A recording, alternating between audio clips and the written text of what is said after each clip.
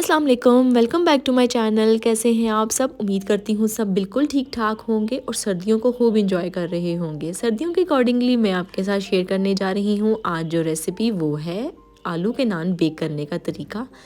जिस तरह से हम लोग तंदूरी नान बाज़ार से ख़रीदते हैं, ये बिल्कुल फ्लेवर में वैसे ही तैयार होंगे। सिर्फ वो तंदूर के होते हैं और ये अवन में बेक किए गए हैं, लेकिन फ्लेवर इनका बिल्कुल सेम है।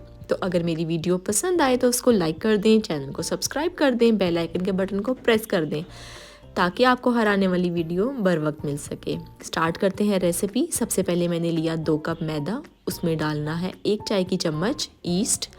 मैदे को अच्छे तरीके से छान लेना है इस्तेमाल से पहले। उसके बाद इसमें जाएगा आधी चाय की चम्मच नमक, 1 चाय की चम्मच चीनी, आधी चाय की चम्मच बेकिंग सोडा, और इन चीज़ों को अच्छे तरीके से मिक्स कर लें। उसके बाद इसमें शामिल कर दें घी या मेल्टेड बटर। मैंने मेल्टेड बटर यूज़ किया है 3 खाने के चम्मच।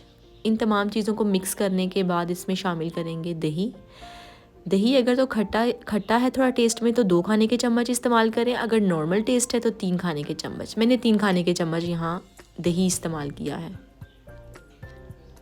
उसके बाद ले लेना है 1 कप दूध और इसको आटे की तरह गूंद लेना है। आटे की तरह इसकी डो तैयार हो जाएगी। थोड़ी सी स्टिकी होगी, लेकिन वो उसको इग्नोर कर देना है आपने और इसको आराम से गूंद लेना है। उसके बाद इस तरह से इसके ऊपर दूध लगाकर और इसको क्लिंग की मदद से कवर करके या किसी भी एयर टाइट बर्तन में डाल के इसको तकरीबन 3 से 4 घंटे के लिए छोड़ दें, सर्दियों की वजह से। उसके बाद इतनी देर में इसकी स्टफिंग तैयार कर लेते हैं ताकि ये ठंडी हो जाए। एक बड़ा प्याज लिया मैंने बारीक चॉप करके, पानी निचोड़ के। उसके बाद उसको हल्का सा फ्राई किया है और 1 चाय की चम्मच डाल दिया नमक, 1 चाय की चम्मच सुरख मिर्च पाउडर, 1 चाय की चम्मच हल्दी, 1 चाय की चम्मच कुटी हुई सुरख मिर्च, 1 चाय की चम्मच ज़ीरा, खुश्क धनिया जाएगा इसमें 2 चाय के चम्मच। साबुत धनिया इस्तेमाल करना है। इन तमाम स्पाइसेस को कम और ज़्यादा आप अपने टेस्ट के मुताबिक कर सकते हैं। जब ये मसाला अच्छे तरीके से प्याज के साथ मिक्स हो जाए तो उसमें मैश किए हुए आलू हैं मेरे पास, वो शामिल कर देने हैं।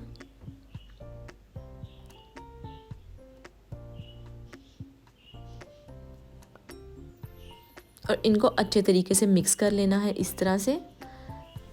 फिर उसके बाद धनिया डाल के इसको हल्का सा मिक्स करना है और ये रेडी हो जाएगा। फिर उसको ठंडा होने के लिए छोड़ देना है, क्योंकि नान के अंदर अगर गरम गरम आलू का ये मसाला मिक्स करेंगे या उसमें लेयरिंग करेंगे तो वो जगह जगह से ख़राब होने लगेगा और ठीक से बेला नहीं जाएगा। तकरीबन 3 से 4 घंटे के बाद ये राइस हो चुकी थी,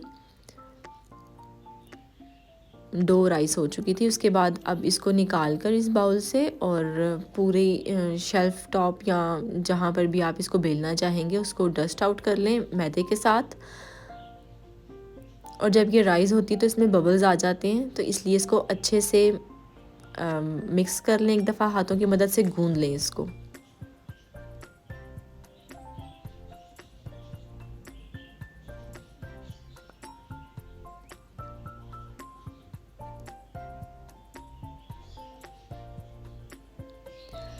इस तरह से पेड़ा जब तैयार हो जाएगा इसका, और उसके बाद इसके 4 पीसीस कर लें, 4 पोर्शंस में करके इसके पेड़े बना लें।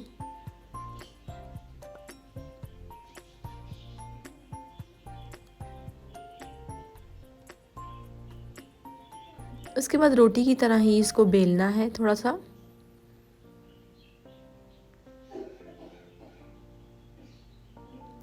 इसके दरमियान में इस तरह से ये आलू का मसाला सारा जो तैयार किया था वो रख लें, स्टफिंग जो आलू की थी, और फिर इसको इस तरह से इकट्ठा कर लें।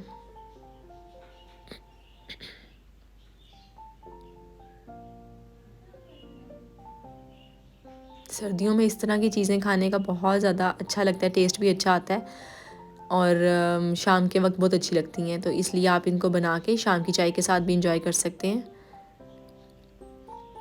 ये कुछ इस तरह से बेल बेल लेंगे जब, तो इसके ऊपर एक्सप्रेशंस बना लें फिंगर्स की मदद से।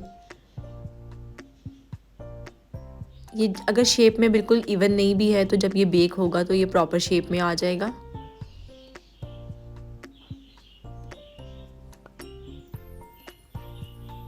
उसके बाद इसको बेकिंग ट्रे पे ट्रांसफ़र कर देना है। बटर पेपर लगा लें, अगर बटर पेपर नहीं है तो ग्रीस कर लें ट्रे को, और पूरे दोनों नानों के ऊपर ज़्यादा सा अंडा ब्रश की मदद से लगा लें। अगर आपको अंडा पसंद नहीं है तो इस स्टेज पर आप दूध भी लगा सकते हैं। उसके बाद मेरे पास तिल पड़े थे, वो मैंने स्प्रिंकल कर दिए इसके ऊपर, और इसको 200 डिग्री पर 45 मिनट्स के लिए बेक किया। और बेकिंग ट्रे जैसे ही हम निकालेंगे तो फ़ौरन इसके ऊपर ऑयल या बटर लगा देना है ताकि ये ड्राई ना हो, और थोड़ी देर ठंडा होने दें इसको ट्रे पर। और फिर उसके बाद इसको मैंने प्लेट में निकाल लिया। उम्मीद है कि आपको रेसिपी अच्छी लगी होगी और आसान भी होगी, तो ज़रूर ट्राई कीजिएगा। मैं मिलूँगी नई रेसिपी में। अल्लाह हाफ़िज़।